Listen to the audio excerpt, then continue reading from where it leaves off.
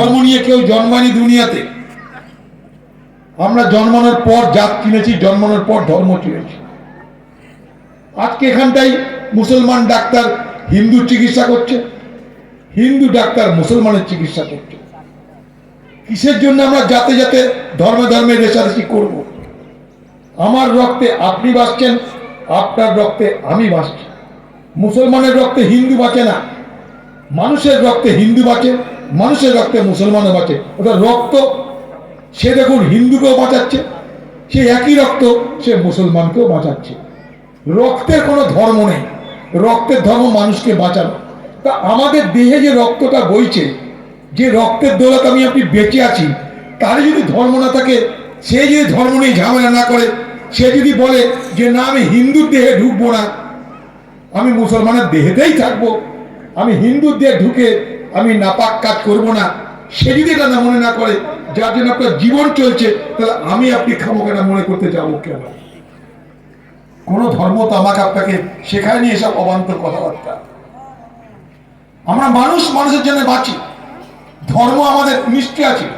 ধর্মস্থানে গেলে মনটা পবিত্র হয়, নামাজ পড়লে মনটা তৃপ্ত হয়, 5 ওয়াক্ত নামাজ পড়লে মনে হয় আমি পুণ্য কাজ করলাম, ভালো। এমনি ভয় না, নামাজ পড়ে যদি হয় ভালো।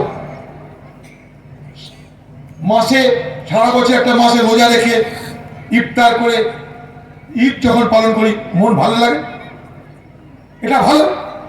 এমনি তো করা হয় না। ধর্মে থাকলে তবে আমরা শৃঙ্খলা জীবনযাপন করি, ধর্ম না থাকলে আর শৃঙ্খলা কথা আমাদের মনে থাকে না।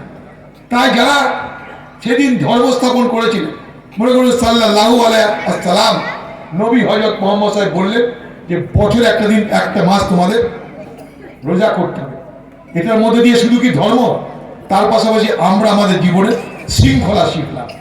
আমরা একে অপরের খাদ্যের না পাওয়ার, অভাবের, ক্ষুধার যন্ত্রণা বুঝলাম।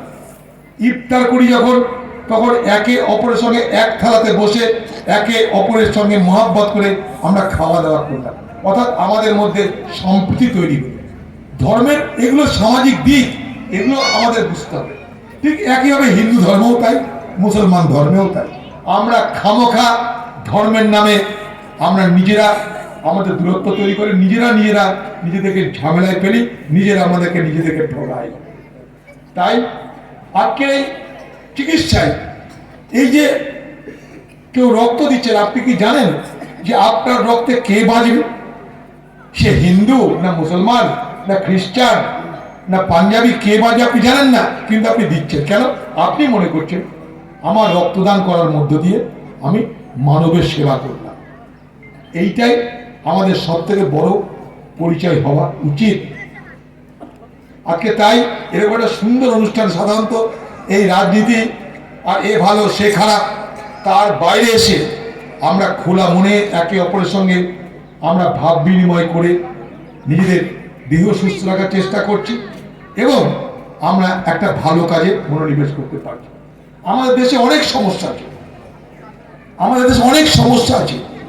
এখানকার যারা ডাক্তারবাবুরা আছেন তাদের কাছে গেলে তারা নিশ্চয়ই বলবে। দেখুন, আজও আমরা গ্রামে গঞ্জে ভালো ডাক্তার পাই না, অথচ ডাক্তারের প্রয়োজন, কিন্তু ভালো ডাক্তার পাই না। আমরা মনে করলেও পাই না, সেই শহরে ছুটে যেতে হয়।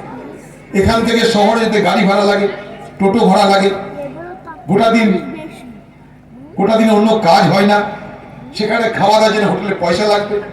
এবার ডাক্তারের কাছে গিয়ে বসে থাকতে হবে, গোটা দিন আপনার চলে যাবে একজন রোগীকে দেখাতে। সেইটা যদি আমি আমার গ্রামে পেতাম, আমার অঞ্চলে পেতাম, আমার ব্লকে পেতাম, তাহলে এই খরচটা আমার লাগতো না, এই ঝঞ্ঝাট থেকে আমি মুক্ত হতে পারতাম। তার জন্যে আমাদের যেমন জনসংখ্যা বাড়ছে, জনসংখ্যা বাড়ার পাশাপাশি আমাদের ডাক্তারদের সংখ্যাও বাড়ানো দরকার। অনেক বাড়িয়েছি আমরা। আজকে ভারতবর্ষে মনে করুন